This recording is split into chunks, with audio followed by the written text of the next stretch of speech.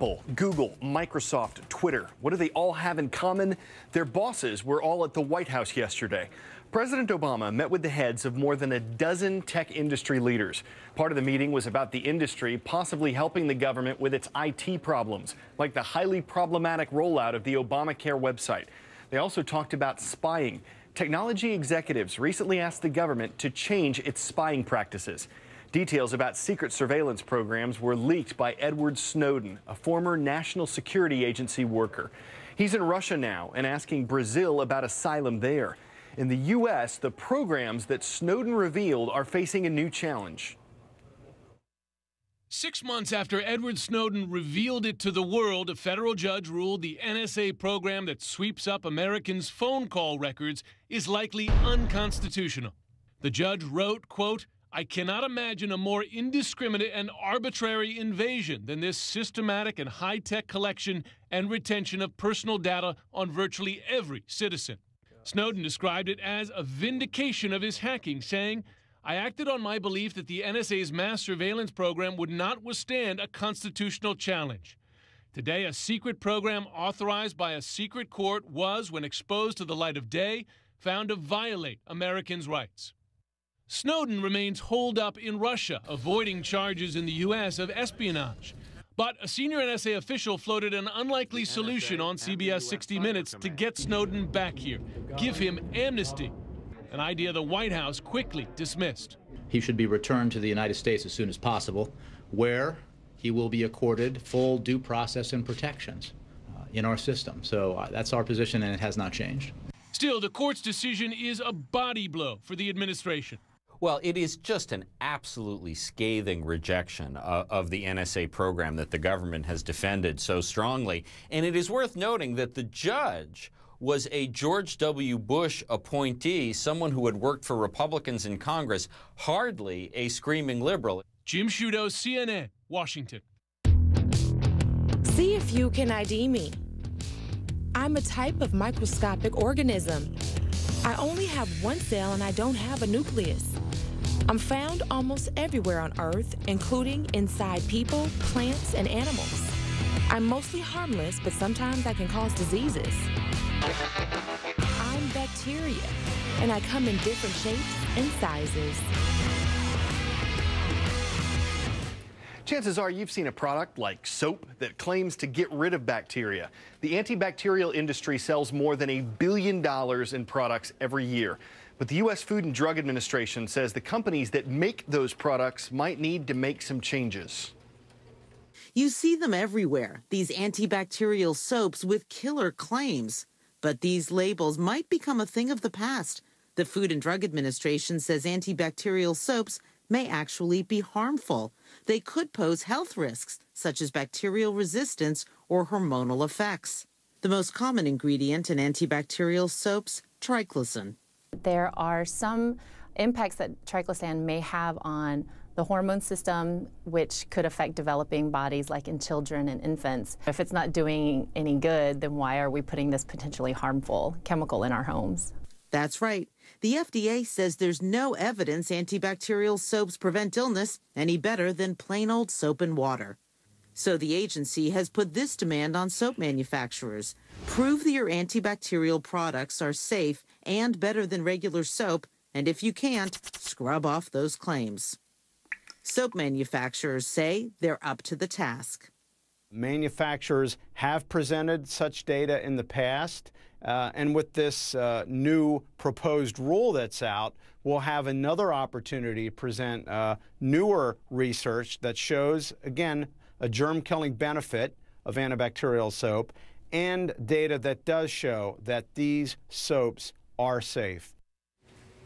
The annual Christmas parade in La Jolla, California. One group tried to get the name Christmas removed from the event. They failed. Here are some of your comments about the story.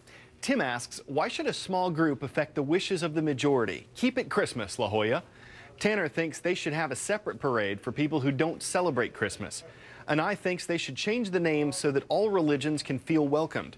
Kevin says if it's inclusive of other people, that's sharing the holiday spirit, not fighting over one word in a name. Nicholas says at his school, we can't talk about Christmas. We say the holidays. Why can't the parade do the same? Rebecca says this has nothing to do with the parade and everything to do with atheists wanting to remove any religion whatsoever from public view. And from Emily, Christmas is a big holiday for a lot of people. And if you don't celebrate it, that's okay, but that doesn't mean that nobody else can. We mentioned Brazil earlier. That country's also hosting next year's World Cup soccer tournament. There's a lot to do to get ready for the month-long event, including building stadiums for the matches in different cities. But work at one site is suspended. A Brazilian judge ordered a partial halt to construction on the stadium in the jungle city of Manaus after a worker plunged to his death. Basically, prosecutors say they want all work involving heights to be halted until the construction company, Andrade Gutierrez, can come up with a convincing worker safety report, which means they've got engineers on the site from the prosecutor's office, from the company, determining what needs to be done and how the problems can be resolved. Only then will the work on the roofing continue. This is, after all, the second worker to fall to his death at this very same site, and the fifth worker to die on one of the many construction sites for the 12 World Cup stadiums.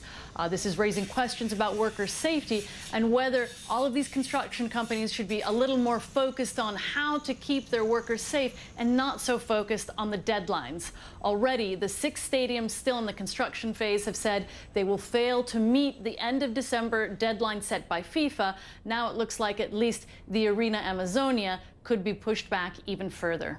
Shasta Darlington, CNN, Sao Paulo. Wednesday is when we wander worldwide for the roll call, and we are starting in the Arctic Circle. In Canada's Northwest Territories, we'll find the land of the midnight sun, Inuvik, and the East 3 School. Then it's over to Europe, where we check in with the American School of Milan in Italy. Macau is a special administrative region of China, and it's home to the International School of Macau, which is the last stop in today's Round the World Roll. We've been bringing you Career Connections segments from professionals all year long. Today we're talking to a mayor about his involvement in local government.